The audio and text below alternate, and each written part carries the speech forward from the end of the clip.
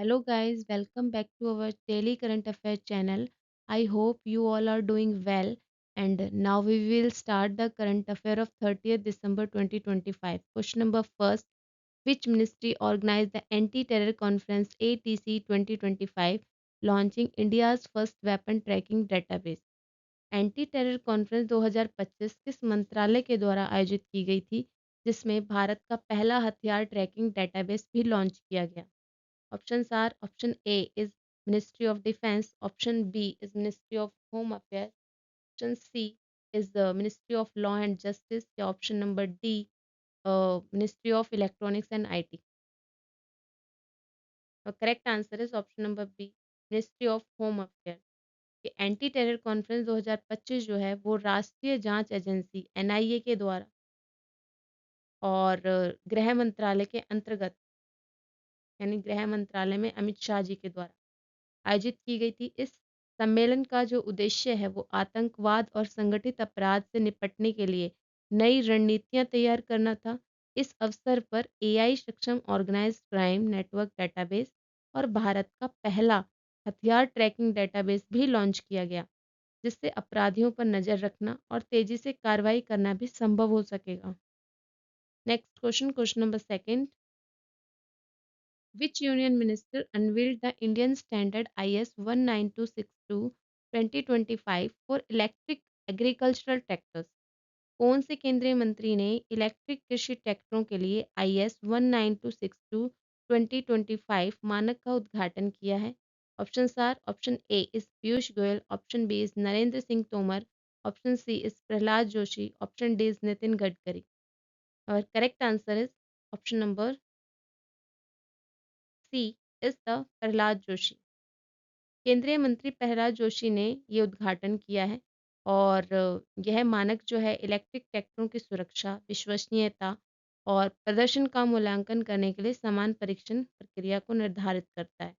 इससे किसानों को स्वच्छ और ऊर्जा कुशल कृषि मशीनों का लाभ मिलेगा और ये पर्यावरण के लिए भी उतना ही फायदेमंद किया गया काम है। Next question, question number 3: which ministry notified the operational guidelines for the shipbuilding financial assistance scheme and shipbuilding development scheme? किस मंत्रालय ने SBFAS SBDS के लिए संचालन दिशा निर्देश जारी किए हैं, जिनका कुल बजट 44,700 करोड़ रुपीस का है? Option are: option A is ministry of heavy industries, option B is ministry of defence, option C is ministry of port shipping and waterways, option D is ministry of finance. Correct answer is option number C, ministry of port shipping and waterways. दिसंबर 2025 में ये ministry of port shipping and waterways ने ship building वित्तीय सहायता योजना और ship building विकास योजना के लिए कुछ दिशा निर्देश जारी किए हैं और यह है 44,700 करोड़ रुपीस का इनका योजनाओं का लक्ष्य है, ताकि भारत में शिप बिल्डिंग उद्योग को सशक्त बनाया जाए, नौवहन क्षमता को बढ़ाया जाए और दीर्घकालिक आत्मनिर्भरता सुनिश्चित किया जाए। इससे रोजगार में सृजन मिलेगा, रोजगार बढ़ेंगे और घरेलू उत्पादन में भी बढ़ावा मिलेगा। Next question, question number 4: which two region joint Ayushman Bharat PMJ in 2025? 2025 में कौन से दो राज्य ABPMJ योजना में शामिल हुए हैं? Options are: option A is Punjab and Haryana, option B Orissa and Delhi, option C Telangana and Andhra Pradesh, या option number D Delhi and West Bengal. और correct answer is option number B, Orissa and Delhi. Orissa हमारा 34 नंबर का और दिल्ली हमारा 35 नंबर। उड़ीसा और दिल्ली ये जो हैं अभी अभी PMJ योजना में शामिल हुए हैं और राष्ट्रीय स्वास्थ्य सुरक्षा को कवरेज को बढ़ाया है। यह जो योजना है वो 34 राज्य और संघ राज्य क्षेत्रों में लागू हुई है और यह प्रति परिवार कितना, यानी पर फैमिली कितना कवर करेगी? 5 लाख रुपए पर ईयर पर फैमिली। ठीक है, और कैशलेस स्वास्थ्य बीमा प्रदान करेगी और गरीब और मध्यम वर्ग के जो लोग हैं उनको उच्च गुणवत्ता वाली स्वास्थ्य सेवा पहुंचाएगी। Next question, question number 5: which bird sanctuary in UP was declared an eco sensitive zone in December 2025? Uttar Pradesh में कौन सा पक्षी अभयारण्य जो है दिसंबर 2025 में इको सेंसिटिव जोन घोषित किया है? Options are option A is Nawabganj Bird Sanctuary, option B is Okhla Bird Sanctuary, option C is Parvati Agra Bird Sanctuary, option D is Samaspur Bird Sanctuary. Our correct answer is option number C, Parvati Agra bird sanctuary. कहाँ पर locate है? गोंडा के अंदर। ठीक है। और ये जो बर्ड सेंचुरी है ये रामसर सूची वेटलैंड एरिया के अंतर्गत भी आती है। और इको सेंसिटिव जोन घोषित करने से यहाँ की किस लिए को इको सेंसिटिव जोन घोषित किया है? ताकि बायोडाइवर्सिटी को कंजर्व किया जाए।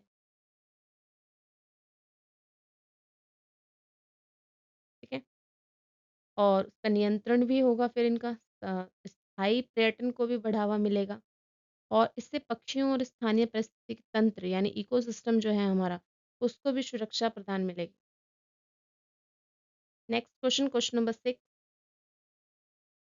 which two organizations signed an MOU in December 2025 to strengthen research, testing and training? कौन सी दो संस्थाओं ने दिसंबर 2025 में अनुसंधान, परीक्षण और प्रशिक्षण सहयोग के लिए MOU साइन किया है? Option A is BIS and DRDO. Option B is NTH and DMSRD.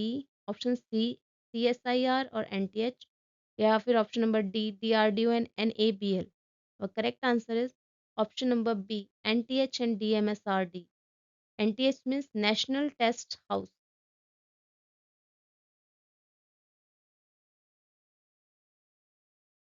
National Test House. और DMSRDO जो है ये DRDO के अंतर्गत आता है। ठीक है। इन्होंने संयुक्त अनुसंधान, परीक्षण और प्रशिक्षण के लिए MOU साइन किया है। इस साझेदारी के तहत प्रयोगशालाओं का साझा उपयोग होगा और विशेषज्ञों का प्रशिक्षण और तकनीकी सहयोग में शामिल होगा। इससे क्या होगा? भारत में उच्च तकनीकी क्षमता और राष्ट्रीय सुरक्षा से जुड़े उत्पादों में विकास देने में मदद मिलेगी।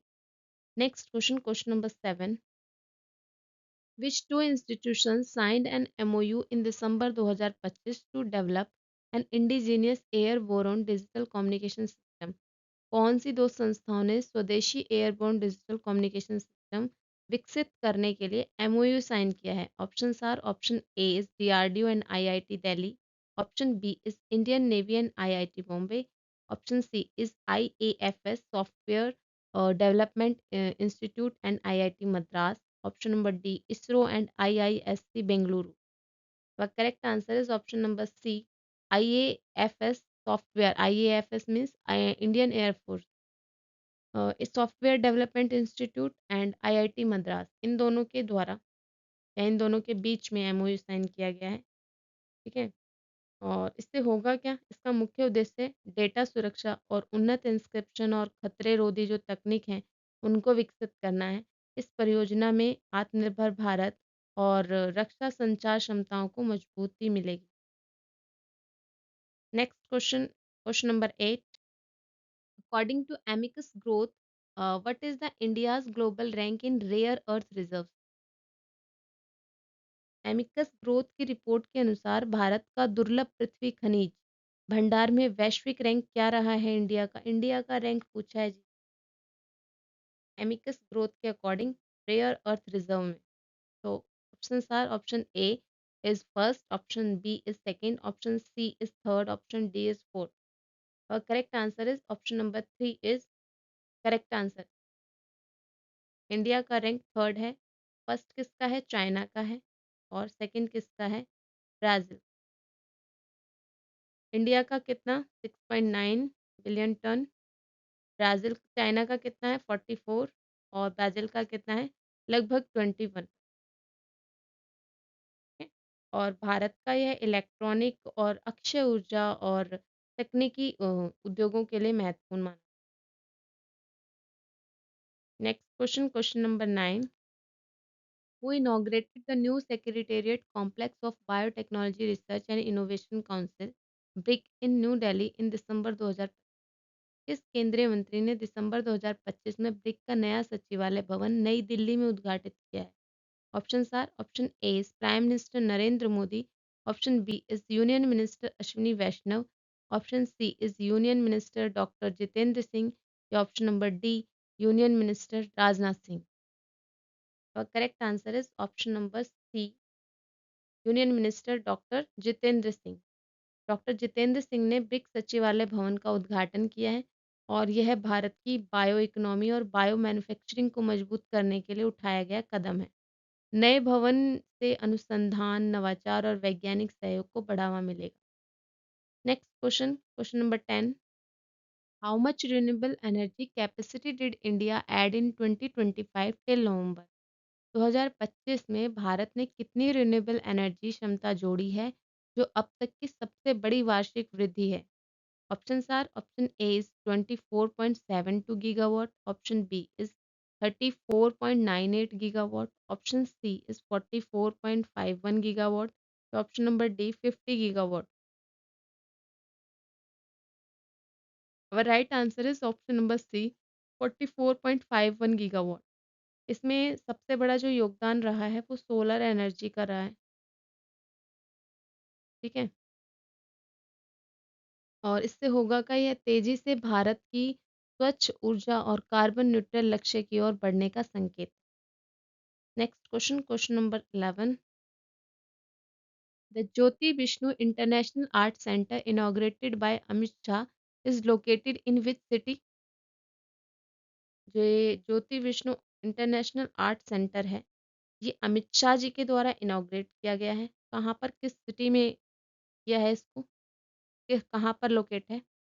Option are option A is Dibrugarh, option B is Silchar, option C is Guwahati, option D is Tezpur.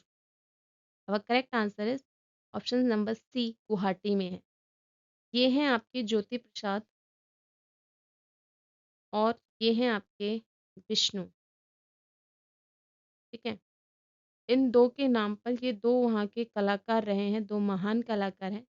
Jyoti Prasad Agarwal और विष्णु प्रसाद रभा को समर्पित है ये केंद्र, जो कि असम में लोकेट है और यहाँ कला, संगीत, साहित्य और सांस्कृतिक कार्यक्रम आयोजित होते हैं और ये असम के विकास और सांस्कृतिक पहचान का प्रतीक भी माना जाता है। Next question, question number 12।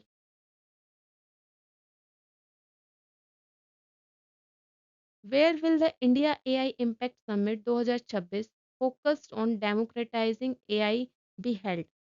India का जो AI Impact Summit 2026 होगा, democratising AI, bridging the AI divide का आयोजन किस स्थान पर होगा?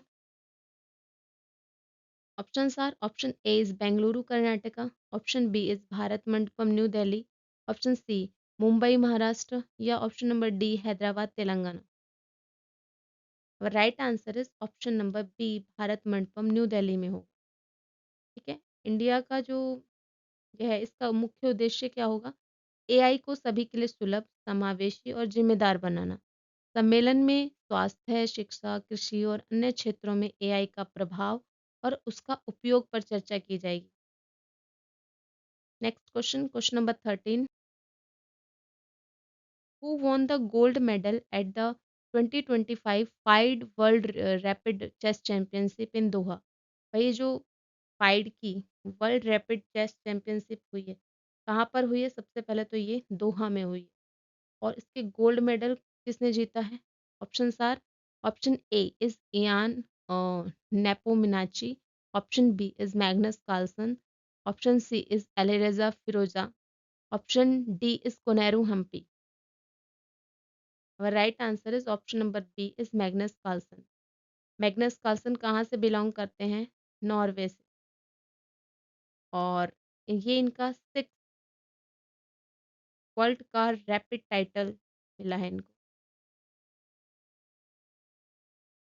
ठीक है, और ये जो कनेरू हम्पी हैं, ये वुमेन कैटेगरी से जीती हैं, ब्रॉन्ज मेडल जीती हैं।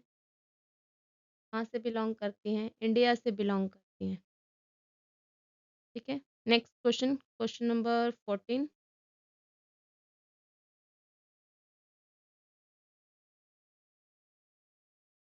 The Made in India Automatic Train Protection System Kavach 4.0 was recently commissioned on which railway section in Gujarat? Bharat का जो स्वदेशी ऑटोमेटिक ट्रेन प्रोटेक्शन सिस्टम कवच 4.0 है, कवच 4.0, ये भाई किस रेलवे गुजरात के किस रेलवे स्टेशन से चालू किया गया है? Option A is Ahmedabad Surat, option B is Vadodara Ahmedabad, option C is Rajkot Ahmedabad या option number D Vadodara Surat. कहाँ से कहाँ तक चालू किया गया है? Option B is Vadodara Ahmedabad. ठीक है। कवच 4.0 जो है वडोदरा अहमदाबाद बाजवा सेक्शन से चालू हुआ है और ये कितने किलोमीटर का है? तो 96 किलोमीटर का है। 17 स्टेशन को कवर करेगा। ठीक है। सिस्टम जो है वो ट्रेन संचालन की सुरक्षा को बढ़ाएगा और स्पैड और टकराव को रोकेगा और गति नियंत्रण को भी लागू करेगा। तकनीकी रूप से आधुनिक ट्रेन संचालन सुनिश्चित। भाई ये थे आई थिंक अपने करंट अफेयर एंड ये आपके वन लाइनर रिकैप जो अब तक आपको ऐसे प्रोवाइड किए जा रहे हैं। ये इंग्लिश में है और ये हिंदी में है। भाई thank you so much for watching this video, and if you like this video then you will share, like, subscribe and comment also. Thank you so much.